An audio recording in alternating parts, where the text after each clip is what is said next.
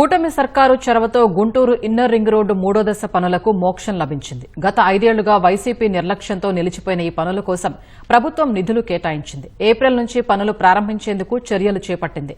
దీంతో నగరంలో ట్రాఫిక్ కష్టాలు తగ్గుతాయంటూ ప్రజలు హర్షం వ్యక్తం చేస్తున్నారు. గుంటూరు ట్రాఫిక్ సమస్యలు తీర్చే మహాత్మాగాంధీ ఇన్నర్ రింగ్ రోడ్డుని వీలైనంత త్వరగా అందుబాటులోకి తెచ్చేందుకు కూటమి సర్కారు కార్యాచరణ రూపొందిస్తోంది. ఇప్పటికే గత 6 ఏళ్లుగా నిలిచిపోయిన మూడో దశ పనుల కోసం నిధులు కేటాయించింది. గత టీడీపీ సర్కార్ హయాంలో విజయవాడ గుంటూరు మార్గంలోని ఆటోనగర్ నుంచి గుంటూరులోని ఆర్డీఓ కార్యాలయం వరకు 2 దశల్లో నిర్మించిన 6 కిలోమీటర్ల రోడ్డు అందుబాటులోకి వచ్చింది. 2019లో ఈ రోడ్డుని పేరేచెర్ల కూడలికి కలిపేందుకు వీలుగా పలకలూరు వరకు రహదారి నిర్మాణానికి శంకుస్థాపన చేశారు.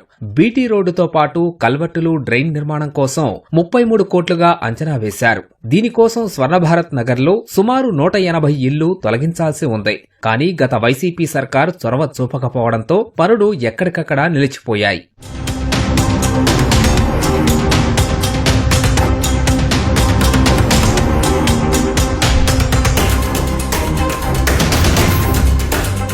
ఇన్నర్ రింగ్ రోడ్డు మూడో దశ పనులు పూర్తయితే పల్నాడు జిల్లాలోని మాచర్ల, నరసరావుపేట సహా కర్నూలు, అనంతపురం, హైదరాబాద్ నుంచి వచ్చే వాహనాలు విజయవాడ వెళ్లేందుకు సమయం, దూరం తగ్గుతుంది. మరోవైపు గుంటూరు నగరంలోనూ ట్రాఫిక్ సమస్య ఉండదు. దీంతో ఈ రోడ్డు నిర్మాణం త్వరగా చేపట్టాలని సంకల్పించిన కూటమి సర్కార్ ఆ దిశగా చర్యలు చేపట్టింది. Inner ring road first phase, second phase పూర్తి చేశారు. అలాగే థర్డ్ ఫేజ్ 2014-19లో పాక్షికంగా పనులు చేశారు. జేకేసీ రోడ్డు నుంచి మొదలుకొని పేరేచెర్ల వరకు దాన్ని కనుక అభివృద్ధి చేసి ఉన్నట్లయితే సత్తెనపల్లి, నరసరావుపేట, వినుకొండ ప్రాంతాల నుంచి వచ్చి విజయవాడ వెళ్లాలి అనుకునే వాళ్ళకి ముఖ్యంగా ఆ రోడ్డు ఎంతో ఉపయోగపడుతుంది. గత ప్రభుత్వంలో ఎటువంటి పనులు జరగలేదు అక్కడ. అది చేయడం వల్ల గుంటూరుకి ట్రాఫిక్ సమస్య చాలా వరకు తీరుతుంది. ఇది చాలా ప్రత్యామ్నాయం అయిపోతుందండి. రేపొద్దున ఇప్పుడు అమరావతి వెళ్ళాలి, సచివాలయం దగ్గరికి వెళ్ళాలి అంటే సిటీలో ఇక్కడ కట్టే బిజీ కొన్ని టైం పడుతుంది. 3 వంతులు మొన్న చేశారు. ఈ ట్రాఫిక్ మొత్తాన్ని విముక్తి కలిగించినట్టు ఇప్పుడు పల్నాడు వాసులకైనా సరే,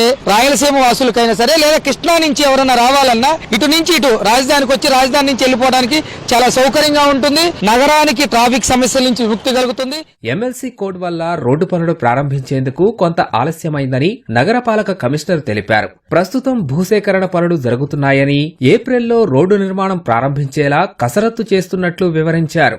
గత 5 ఏళ్లు వైసీపీ రోడ్డుని పట్టించుకోకపోవడంతో తీవ్ర ఇబ్బందులు పడ్డామని స్థానికులు చెబుతున్నారు. కూటమి సర్కార్ పనులు పూర్తి చేసేందుకు చర్యలు చేపట్టడంపై హర్షం వ్యక్తం చేస్తున్నారు. గత ప్రభుత్వం చేసిన తప్పిదాల వల్ల 5 సంవత్సరాలు ఏదైతే థర్డ్ ఫేజ్ పనులు ఆగిపోయాయో, మరి ఈ రోజు కూటమి ప్రభుత్వం వచ్చిన తర్వాత థర్డ్ ఫేజ్ పనులు జరగబోతా ఉన్నాయి. ఆ స్వర్ణభారత్ దగ్గర ఉన్నటువంటి కొన్ని ఇళ్లు అయితే ఉండే ఆ సమస్యలన్నీ కూడా తీర్చి త్వరితగతిన థర్డ్ ఫేజ్ పనులు పూర్తి చేయాలని చెప్పేసి తెలియజేస్తా ఉన్నాం. ప్రజలు కూడా గమనిస్తా ఉన్నారు గత ప్రభుత్వానికి ఈ ప్రభుత్వానికి ఉన్నటువంటి తేడా ఏ విధంగా పనిచేస్తా ఉంది. ఇది గత ప్రభుత్వంలో కూడా ప్రయత్నం చేశారు, వాళ్ళ వల్ల కాలేదు. ఈ రోజు మన ప్రభుత్వం ఏర్పడిన తర్వాత లోకల్ ఎమ్మెల్యేగా ఉన్నటువంటి రామాంజలి గారు అనేక విధాలుగా ప్రయత్నాలు చేశారు. బ్రహ్మసాని గారి ఆధ్వర్యంలో కూడా అనేక సార్లు దీని మీద చర్చలు జరిగినాయి. సో ఈ చర్చలు అయిన తదుపరి ఇప్పుడు త్వరలోనే రోడ్డు స్టార్ట్ చేయబోతా ఉన్నాం. గత ప్రభుత్వంలో ఫ్లైఓవర్ల నిర్మాణం గానీ ఏది కూడా ఒక్కటి కూడా చేపట్టలేదు. కానీ కేంద్ర మంత్రివర్యులు కావచ్చు, మా స్థానిక శాసనసభ్యులు బోర్ల రామాంజనేయులు గారు ముందు ట్రాఫిక్ సమస్య తీర్చాలి, తద్వారా ప్రజలకు ఏంటంటే వెళ్లే వాళ్ళు ఇబ్బందులకు గురి కాకుండా ఉంటారని ప్రధానంగా ఈ నగరంలో కేంద్రీకరించడం దృష్టి జరిగింది. అందుకే అరండాలపేట కానివ్వండి, అదే శ్యామలా నగర్ బ్రిడ్జికి కూడా త్వరలోనే ప్రారంభోత్సవం చేస్తానని చెప్తున్నారు.